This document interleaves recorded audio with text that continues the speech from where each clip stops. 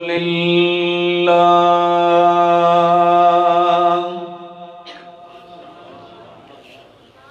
الحمد للہ رب العالمین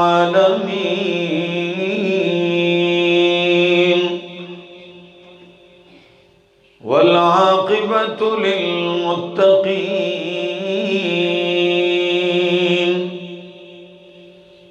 والصلاة والسلام على أشرف الأنبياء والمرسلين وعلى آله وأصحابه أجمعين أما بعد فأعوذ بالله من الشيطان الرجيم بسم الله الرحمن الرحيم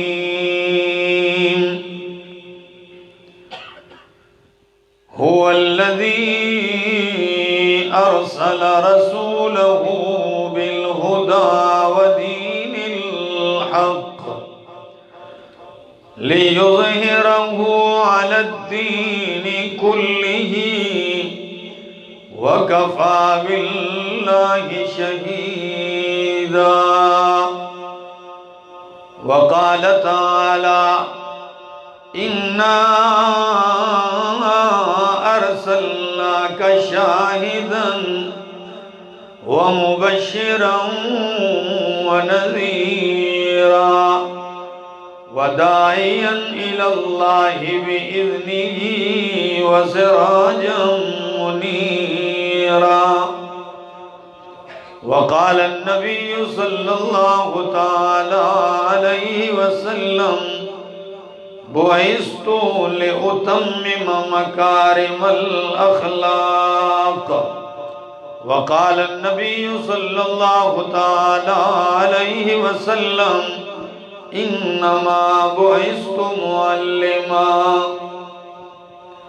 سبحان ربك رب العزة عما يصفون وسلام على المرسلين والحمد لله رب العالمين.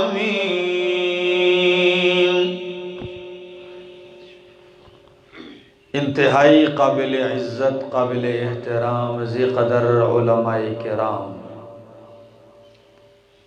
اور حضروں کے اس گاؤں حمید اور گرد و نواح سے آئے ہوئے میرے معزز مکرم ساتھیوں، السلام علیکم.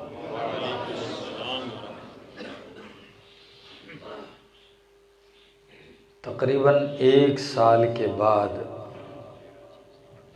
آپ کی اس مسجد میں مولانا طارق صاحب کی دعوت پر حاضری کا موقع دوبارہ نصیب ہوا. دعا گو ہوں اللہ کی بارگاہ میں اللہ مجھے حق سچ کہہ سکنے، سمجھا سکنے کی توفیق نصیب فرمائے، اور بعد ازاں مجھے اور آپ سب کو عمل کی بھی توفیق نصیب فرمائے.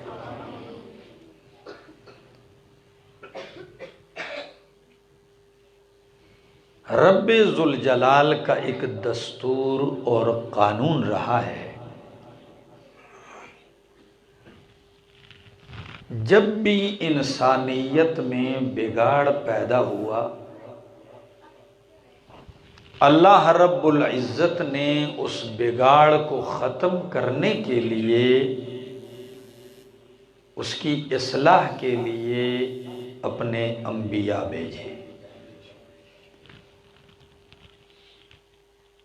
نوح علیہ السلام سے قبل بگاڑ پیدا ہوا، نوح علیہ السلام آئے، 950 سال تک لگے رہے اس بگاڑ کو ختم کرنے کے لیے. اب جب دیکھا کہ بگاڑ ختم نہیں ہوتا، اصلاح نہیں ہو رہی لوگوں کی، تو پھر مالک کا دوسرا قانون یہ لاگو ہوا کہ جب بگاڑ ختم نہیں ہوتا تو بگاڑ پیدا کرنے والوں ہی کو ختم کر دیا جائے. تو اللہ نے انہیں مٹا دیا. سلسلہ چلتا رہا. عیسیٰ علیہ السلام تشریف لائے. اس بگاڑ کو ختم کرنے کے لیے قوم نے اپنی اصلاح کرنے کے بجائے خود اللہ کے پاک پیغمبر کو پھانسی دینے کا ارادہ کر لیا.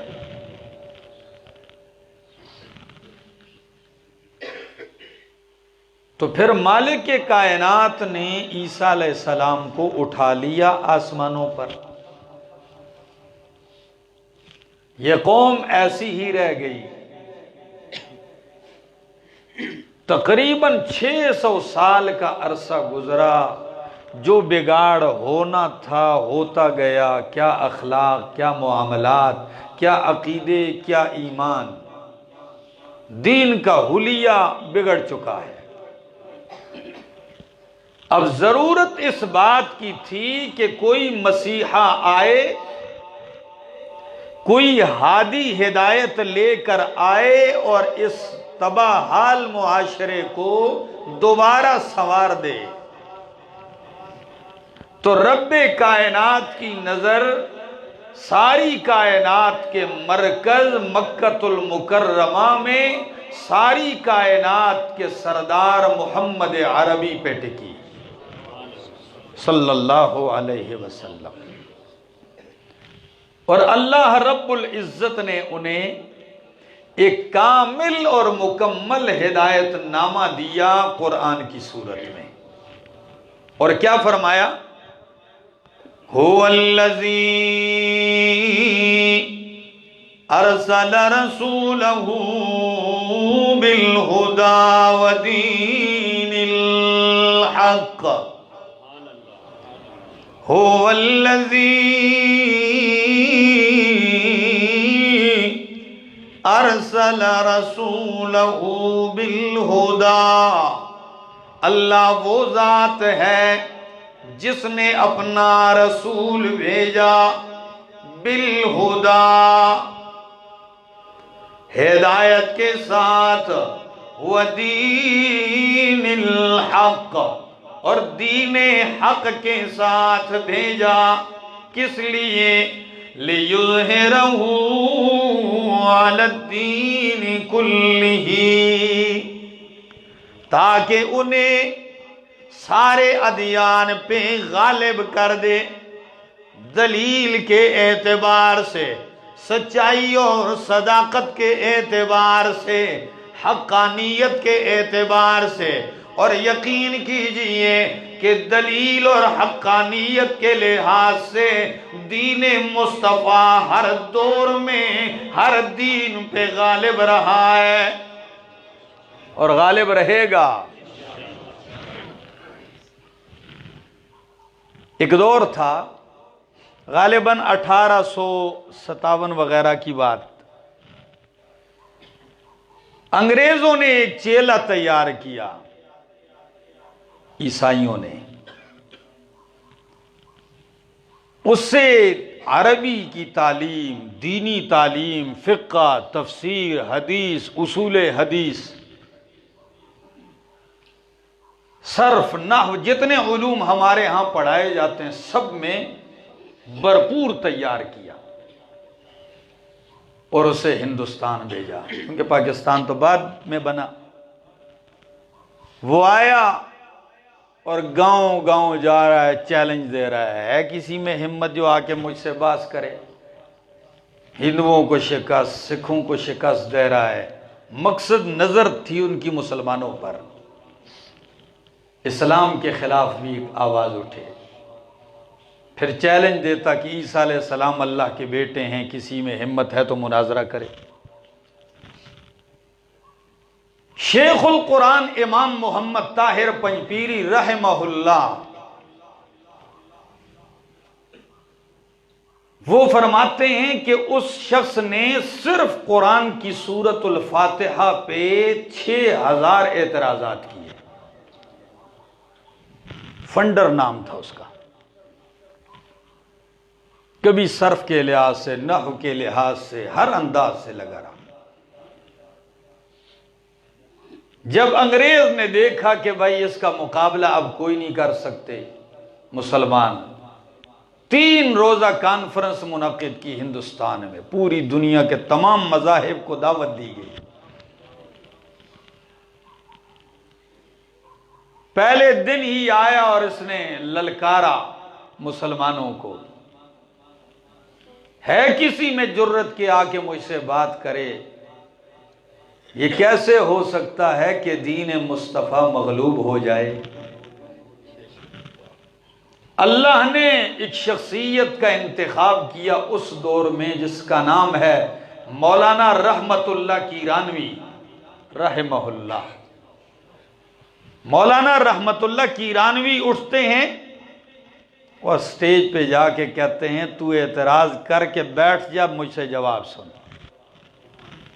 جب وہ اعتراض کر کے بیٹھا اور انہوں نے جوابات دینا شروع کیے، مجمع کا رخ ہی سارا بدل دیا. وہاں تو عیسائی بھی مسلمان ہونے لگ گئے. پھر جب اپنے اعتراضات داغے تو فنڈر صاحب ہمت ہی نہ کر سکے وہاں ٹھہرنے کی. انگریز نے کہا وہ ہم نے جس کے لیے پالا تھا یہ تو ہمیں ہی ڈبو دیا. وہ کانفرنس ہی ختم کر دی، باقی 2 دن ہونے ہی نہیں دی. رحمت اللہ کیرانوی کا نام بڑا اونچا ہو گیا بھائی، اسلام کا دفاع کیا، ہوشیاری دیکھی انگریز کی. جب جیت گیا رحمت اللہ کیرانوی تو انگریز نے فیصلہ کر دیا کہ اپنے اس تیار کردہ کو بھی مار دو اور رحمت اللہ کیرانوی کو بھی مار دو. دونوں کے گھر چھاپے پڑنا شروع ہو گئے. دوسرا تو چونکہ ان کا تیار کردہ تھا، اسے پہلے ہی پتا تھا، وہ بھاگ گیا، سمندر کے راستے ہوتے ہوئے چلا گیا استنبول، ترکیہ پہنچ گیا. رحمت اللہ کیرانوی کو کسی نے بتایا بھائی جان نکالو، تیرا بھی فیصلہ ہو چکا ہے ختم کرنے کا. ان کو تو اور کوئی راستہ نہ ملا، وہ بھاگتے بھاگتے یہاں سے نکلے اور حرم پہنچ گئے. حرم میں پناہ لی. یہ انگریز کا چیلا جب مصر پہنچتا ہے، استنبول پہنچتا ہے ترکیہ، اس نے وہی کام جا کے وہاں شروع کر دیا. یا مجھے قائل کرو میں مسلمان ہو جاؤں گا، یا پھر اگر قائل میں تمہیں کر دوں جواب نہ دے سکوں تو پھر عیسائی ہو. مصر کے علماء پریشان، دائیں عرب پریشان، ترکیہ کے پریشان، کون اس کا مقابلہ کرے؟ کسی نے بتایا کہ اس کے مقابلے کے لیے ایک شخص ہے، اس کا نام رحمت اللہ ہے، اور واقعی رحمت اللہ ہے. تو نے کہا وہ کہاں ملے گا؟ کہاں وہ تو جلا وطن ہوئے ہیں، وہ تو حرم میں ہیں. پیغام بھیجا گیا آپ حرم سے آ جائیں، شاہی محل میں بادشاہ کے دربار میں مناظرہ ہوگا. بادشاہ کا محل دریا کے اوپر بنا ہوا ہے، نیچے دریا بہہ رہا ہے، بڑا خوبصورت عالی شان، ہزاروں علماء ہیں. مولانا رحمت اللہ کیرانوی کہنے لگے میں مناظرہ تو کروں گا لیکن میرا بتانا نہیں ہے اس کو کہ وہ آیا ہے، ورنہ بھاگے گا. میرے دوستو، وہ اٹھا اور مجلس میں جو اس نے بولنا تھا اسلام کے خلاف بولا. قرآن پہ اعتراضات، دین پہ اعتراضات، اسلام پہ اعتراضات کیے، بیٹھ گیا. کیا کوئی ہے جواب دینے والا؟ مولانا رحمت اللہ کیرانوی پردے کے پیچھے سے نکلے اور انہوں نے دیکھا میں ہندوستان میں اس سے بھاگ کے آئی، یہاں کیسے آ گیا ہے؟ یہ تو یہاں پہنچایا. جو ہی وہاں دیکھا رحمت اللہ کیرانوی ادھر جواب دینے لگے، ادھر حضرت جی کے پیٹ میں مروڑ شروع ہوئی کہ میں نے باتھ روم جانا ہے. جاؤ. باتھ روم بھی وہاں بنے ہوئے تھے سمندر کے اوپر. باتھ روم ہی سے اس نے چھلانگ لگائی سمندر میں، مر گیا، بچ گیا، ابھی تک اس کا پتہ ہی نہیں چلا. رحمت اللہ کیرانوی وہاں بولے. گرجے علماء نے کہا حضرت پھر آپ کوئی کتاب کیوں نہیں لکھتے؟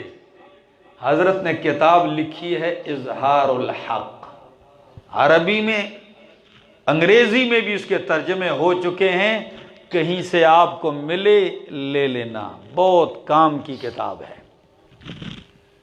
تو میں بات کر رہا تھا، هو الذی ارسل رسولہ بالہدی ودین الحق لیظہرہ علی الدین کلہ وکفی باللہ شہیدا۔ اللہ نے اپنا رسول دین حق کے ساتھ بھیجا تاکہ تمام دینوں پر اسے غالب کر دے۔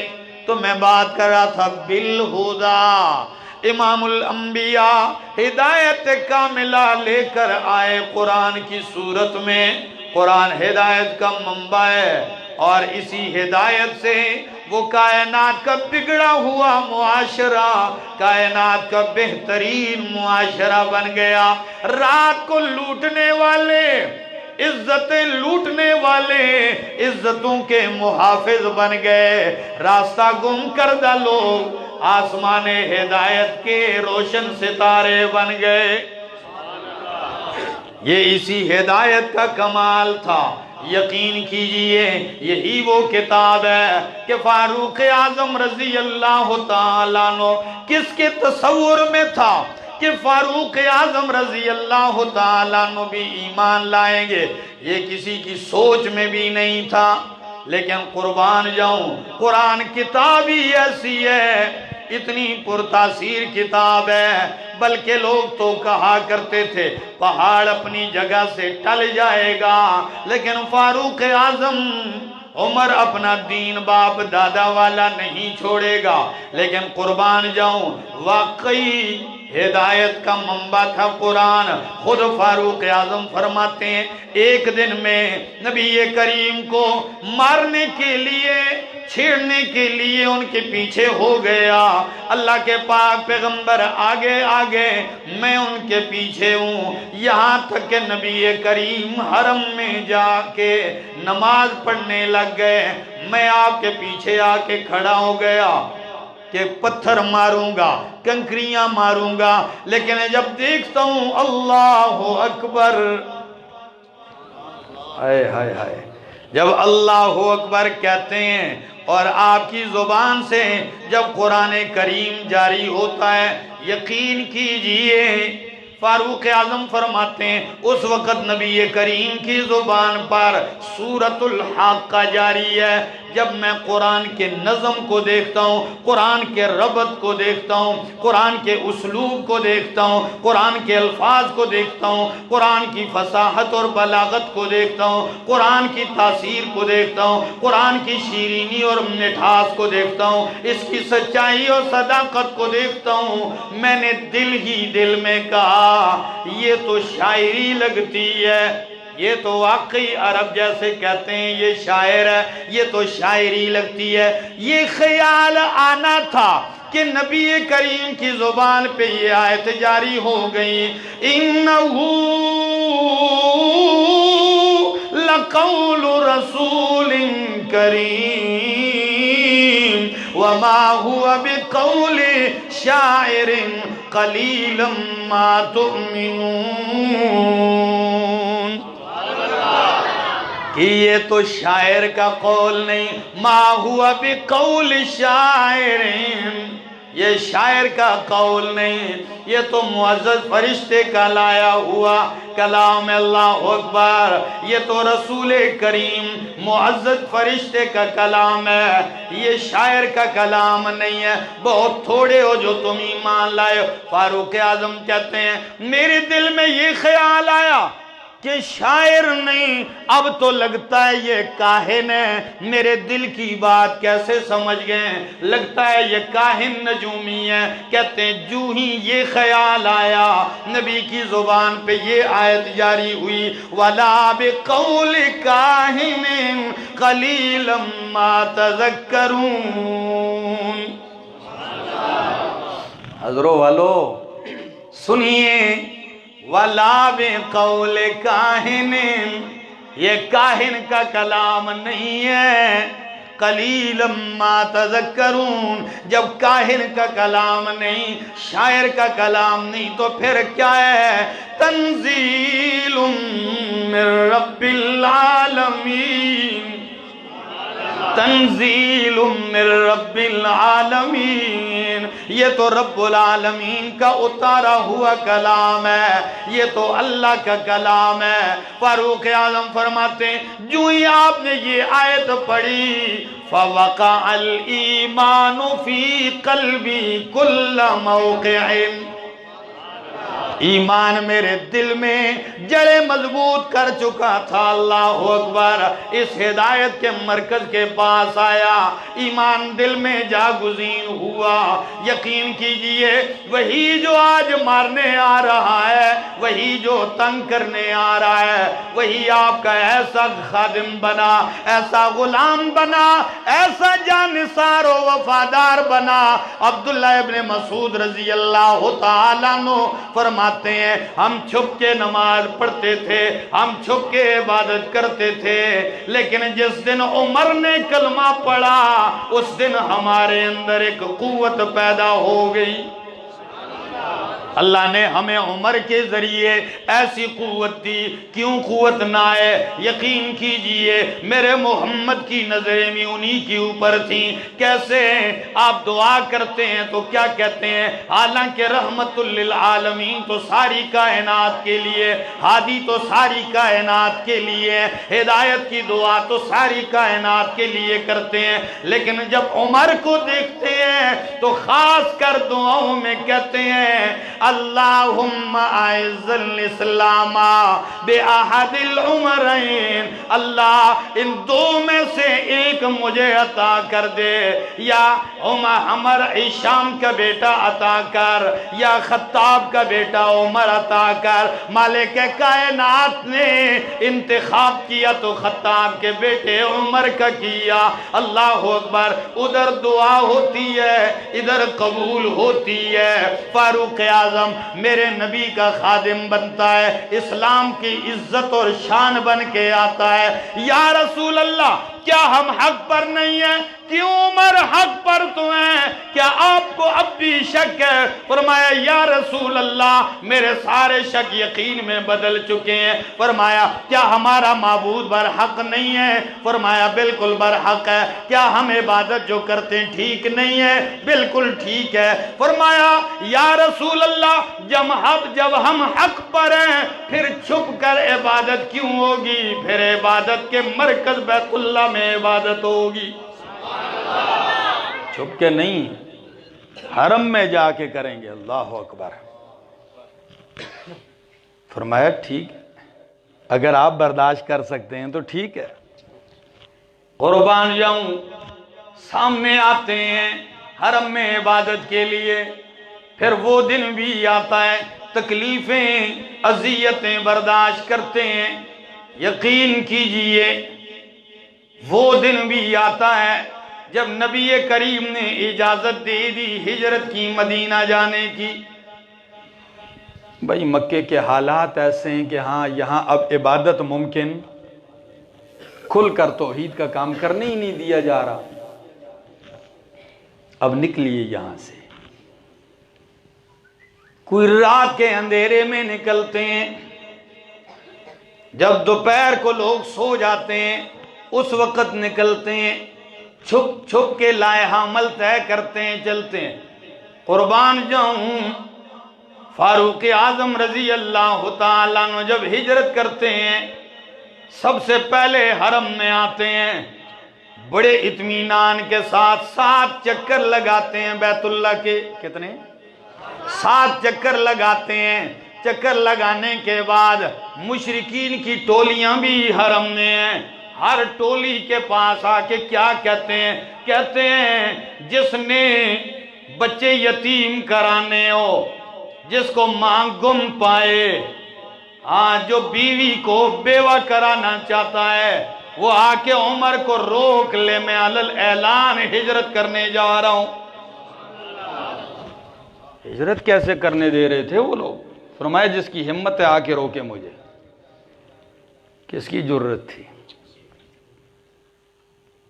اور عجیب لائحہ عمل، یقین کیجئے عمر کو تو کوئی نہیں روک سکتا تھا، لیکن 3 بندوں کی مختصر سی جماعت بنائی. ایک کا نام عیاش ہے اور دوسرے کا نام ہے ہشام بن وائل. اللہ، ایک ہشام ہے دوسرا عیاش ہے. دونوں سے کہا ہم نے تینوں نے ہجرت کرنی ہے، مکے کے باہر فلاں چوک میں اکٹھا ہونا ہے، وہاں جگہ خاص، اور دن مقرر کیا، تاریخ اور وقت، اور دماغ کی تیزی اور فراست دیکھیے. فرمایا فلاں وقت تک ہم 3 پہنچیں گے، اور جو اس وقت تک نہ پہنچ سکا تو دوسرے ساتھی اس کا انتظار نہیں کریں گے، ہم یہی سمجھیں گے کہ اس کو روک لیا گیا ہے، تاکہ باقیوں کو پریشانی نہ ہو. جب پہنچتے ہیں تو فاروق اعظم اس مقام پہ آ گئے، عیاش بھی آ گئے. جو خدشہ دل میں تھا وہی ہو گیا، تیسرا نہ آ سکا. تو آپس میں کہنے لگے لگتا ہے ان کو روک لیا گیا. دونوں چل پڑتے ہیں، وہاں سے مدینہ منورہ پہنچتے ہیں. صحابی کہتے ہیں کہ عمر کے آنے سے انصار مدینہ پہ جو خوشی آئی، ایسی خوشی پہلے انہوں نے نہیں دیکھی تھی. بڑھ کے استقبال محبت کا اظہار کیا ہے. حضرت والو سنیے، اللہ نے فہم سے بھی نوازا تھا. فاروق اعظم رضی اللہ تعالیٰ عنہ کو جب مدینہ پہنچتے ہیں تو ابو جہل ایک اور ساتھی کو لے کر عیاش کے پیچھے آ جاتے ہیں. وہ روکنا چاہتے تھے کسی طرح یہ اندر قید ہو جائیں، دین سے نہ پھیرے، پس باپ دادا کے دین پہ ہو جائیں. تو عیاش سے کہا ہم تو آپ کے پاس اس لیے آئے کہ آپ کی اماں جو ہے وہ بیمار بھی ہے، اس نے قسم بھی اٹھا لی ہے کہ میں کھاؤں گی نہیں، پیوں گی نہیں، سر میں کنگھی بھی نہیں کروں گی، دھوپ سے نہیں اٹھوں گی جب تک کہ میرا بیٹا آ کے مجھے نہ اٹھائے گا. پھر جب پردیس ہو، ماں ہو، اور ابو جہل وغیرہ یہ ان کے اخیافی بھائی بھی تھے، ماں شریک. تو جب ماں کی یہ حالت پیش کی تو عیاش تیار ہو گئے ان کے ساتھ، کہنے لگے میں جا رہا ہوں. عمر سے فرمایا کہ میں جا رہا ہوں اور مکہ پہنچ کے ماں کی قسم بھی پوری کر دوں گا، اور جو میرا وہاں مال سامان ہے وہ بھی اٹھا کے آ جاؤں گا. فاروق اعظم کہنے لگے عیاش بھائی میری چھٹی حس کہتی ہے یہ دھوکے باز ہے، تو دھوکے میں آ رہا ہے. کہا جی ماں کھا نہیں رہی، پی نہیں رہی، عجیب الفاظ. فرمایا عیاش جب بھوک لگے گی کھائے گی بھی، پی گی بھی، اور جب سر میں جوئیں پڑیں گی کنگھی بھی کرے گی، گرمی ستائے گی چھاؤں میں بھی آئے گی، بس تو برداشت کر، پتھر رکھ دل پہ. نہیں میں جاؤں گا. پھر کہا اگر جانا ہی ہے تو میری ایک اور درخواست ہے. جی کیا؟ فرمایا اور اس سے پہلے یہ بھی کہا تجھے مال کی فکر ہے؟ عمر کہتا ہے اللہ نے مجھے بڑا مال دیا، میرا پورا مال آدھا آپ کا ہے، اب تو نہ جا. کہا نہیں میں پھر بھی جاؤں گا. جب جانے لگے تو کہا چلو آخری نصیحت یہ میری اونٹنی ہے، ان کے ساتھ بیٹھ کے نہ جا، اپنی اونٹنی پہ، اور راستے میں جب دیکھے کہ ان کی نیت خراب ہے بس اس کو بھگا کے نکل آنا، ان کے ساتھ نہ بیٹھنا. ٹھیک ہے. اونٹنی لی، چل پڑتے ہیں عیاش. چلتے چلتے راستے میں ان کی اونٹنی بڑے شان سے جا رہی ہے. ابو جہل کہتا ہے عیاش میرا اونٹ چلتا نہیں ہے، لنگڑا سا ہے، مزہ نہیں ہے اس کا، تو کیا اچھا نہیں ہوگا کہ میں آپ کے ساتھ بیٹھ جاؤں؟ عیاش کہنے لگے بالکل آ جائیے میرے ساتھ. اونٹ کو بٹھایا اور جیسے ہی اونٹ پہ عیاش بیٹھے ابو جہل بیٹھا اور وہ دوسرا بندہ، دونوں نے ایک دم حملہ کیا اور عیاش کو وہیں پکڑ لیا. جب پکڑ لیا رسیوں سے زنجیروں سے جکڑ لیا، اس طرح آپ کو لے کے جائیں گے، اس تشدد کے ساتھ باندھ کے جکڑ کے اس حالت میں مکے پہنچا دیا اور واپس آنے کا راستہ بھی بند کر دیا۔ جو فاروق اعظم نے کہا وہی ہوا، یہ بھی گئے، ہشام تو روک لیے گئے، تو جو لوگ ایسے واپس ہوئے، فاروق اعظم فرماتے ہیں ہم ان کے بارے میں یہ گمان کرتے تھے کہ اللہ ان کا کوئی عذر قبول نہیں کرے گا، اللہ ان کو کبھی بھی معاف نہیں کرے گا، کہ مال کی خاطر، ماں باپ کی خاطر انہوں نے دار اسلام کو چھوڑا، دار الکفر میں یہ واپس گئے ہیں۔ کہتے ہیں ہم اسی خیال میں تھے، سب کا یہی خیال تھا۔ اسی اثنا میں مکہ سے نبی کریم مدینہ آتے ہیں اور اسی اثنا میں آپ پر قرآن کی یہ آیت نازل ہوئی ہے۔ کون سی آیت؟ قُلْ يَا عِبَادِيَ الَّذِينَ أَسْرَفُوا عَلَىٰ أَنفُسِهِمْ لَا تَقْنَطُوا مِن رَحْمَةِ اللَّهِ قُلْ يَا عِبَادِيَ الَّذِينَ أَسْرَفُوا عَلَىٰ أَنفُسِهِمْ، میرے پیغمبر کہہ دیجئے میرے وہ بندو جنہوں نے اپنے اوپر ظلم کیا ہے، جنہوں نے اپنے اوپر زیادتیاں کی ہیں، ان سے کہہ دیجئے لا تقنطوا من رحمت اللہ، اللہ کی رحمت سے نا امید نہ ہو۔ ان اللہ یغفر الذنوب جميعا، اللہ سارے گناہوں کو معاف کر دے گا۔ انہ هو الغفور الرحیم، بخشنے والا مہربان ہے۔ فاروق اعظم رضی اللہ تعالیٰ عنہ فرماتے ہیں جو ہی میں نے یہ آیت سنی، فوراً میں نے اپنے ہاتھ سے قلم لے کر یہ آیت ایک کاغذ پہ لکھ لی اور میں نے بندے کو دے کر ہشام کی طرف روانہ کر دی، کیونکہ ان کے بارے میں یہ گمان کیا جا رہا تھا کہ ان کی توبہ قبول نہیں ہوگی، ان کا عذر نہیں مانا جائے گا۔ اللہ اکبر۔ ہشام کہتے ہیں میں مقام ذی طویٰ میں تھا کہ آنے والے نے مجھے یہ رخ دیا، مزید کوئی بات نہیں اس میں، صرف یہ آیت لکھی ہوئی تھی۔ کہنے والے نے کہا قرآن کی یہ آیت لکھ کر فاروق اعظم نے آپ کی طرف بھیجی ہے۔ ہشام کہتے ہیں میں یہ آیت پڑھتا گیا لیکن سمجھ میں نہیں آ رہی کہ مقصد کیا ہے۔ میں نے وہیں التجا کی، اور التجا کیا کی ہے؟ میں نے کہا اللہ اس آیت کا مصداق اور مفہوم مجھے سمجھا دے، مراد سمجھا دے کہ یہ کون ہے۔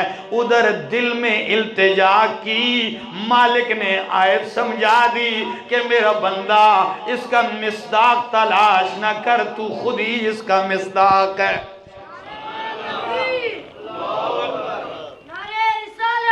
آپ ہی کی تسلی کے لیے تو یہ آیت آئی ہے۔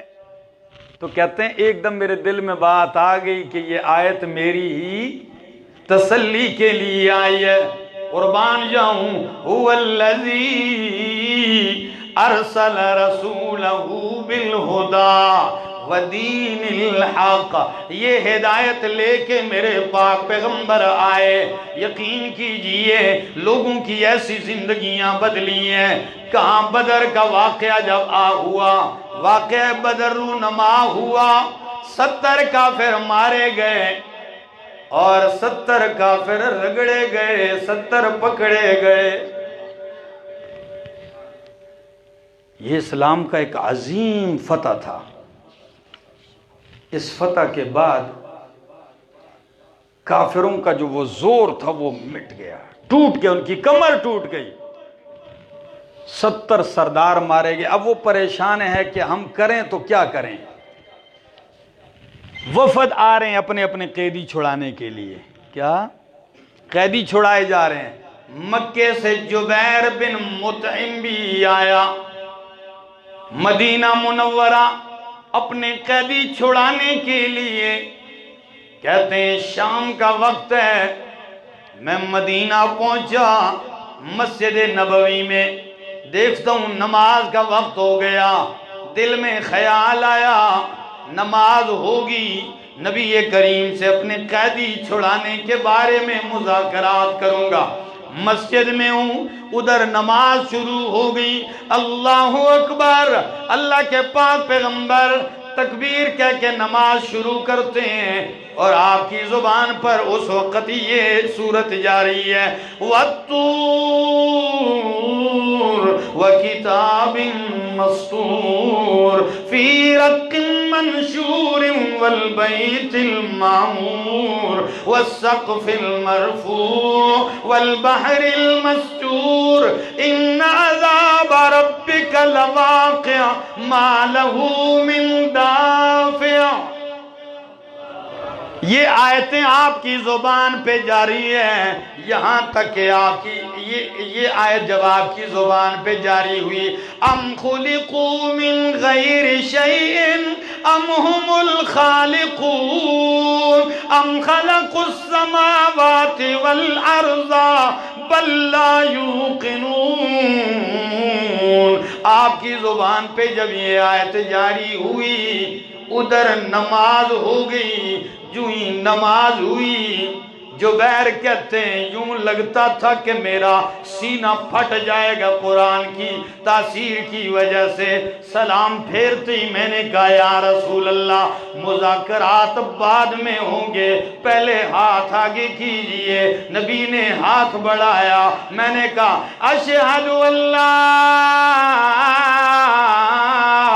الہ الا اللہ واشہد ان محمد رسول اللہ.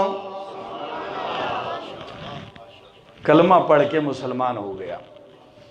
بعض روایات میں بلکہ بخاری ہی کی بعض ایک روایت میں آتا ہے کہ اگرچہ خیبر کے موقع پر یہ ایمان لائے لیکن امام قرطبی نے یہ روایت بھی نقل کی کہ اسی موقع پر یہ ایمان لائے. دوستو یہی وہ کامل ہدایت تھی جو اللہ کے پاک پیغمبر لائے اور لوگوں کی رہنمائی کی. آج بھی اگر کوئی بندہ اس معاشرے کی اصلاح چاہتا ہے یا اپنی اصلاح چاہتا ہے تو اسے چاہیے اس کتاب ہدایت کے پاس آئے.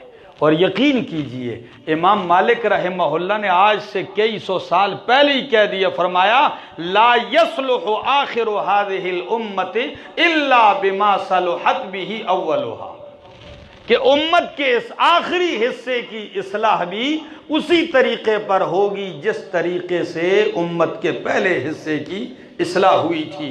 اور امت کے پہلے حصے کی اصلاح قرآن مقدس سے ہوئی تھی تو امت کے آخری حصے کی اصلاح بھی قرآن مقدس سے ہوگی. اللہ سے دعا ہے اللہ عمل کی توفیق عطا فرمائے. اللہ قرآن و سنت کو سمجھنے کی، سمجھانے کی، عمل کرنے کی توفیق نصیب فرمائے. آمین. اللہم لک الحمد حتی ترضى ولک الحمد اذا رضیت ولک الحمد بعد الرضا. یا حی یا قیوم لا الہ الا انت برحمتک استغیث. یا حی یا قیوم یا ذا الجلال والاکرام. اللہ جتنے لوگ آئے ہیں سب کی حاضری قبول فرما. جو لوگ باہر دنیا میں سنتے ہیں انٹرنیٹ کے ذریعے کسی بھی ذریعے پیغام پہنچتا ہے، جو پردیسی ہیں دعا فرمائے اللہ ان کی جولیوں میں بھی خیر اور برکت عطا فرما، ان کی پریشانیاں ختم فرما. حاضرین مجلس کے دل میں جو بھی نیک تمنا ہے میرے مالک تو خزانہ غیب سے پوری فرما. سب کی اللہ دستگیری فرما، پریشانیاں آسانیوں میں تبدیل فرما. اللہ غموں کو خوشیوں میں تبدیل فرما، تکلیفوں کو راحتوں میں تبدیل فرما. اللہ ہم سب کا خاتمہ موت ایمان پہ فرما. وصلی اللہ تعالی علی النبی الکریم وعلی آلہ وصحبہ اجمعین.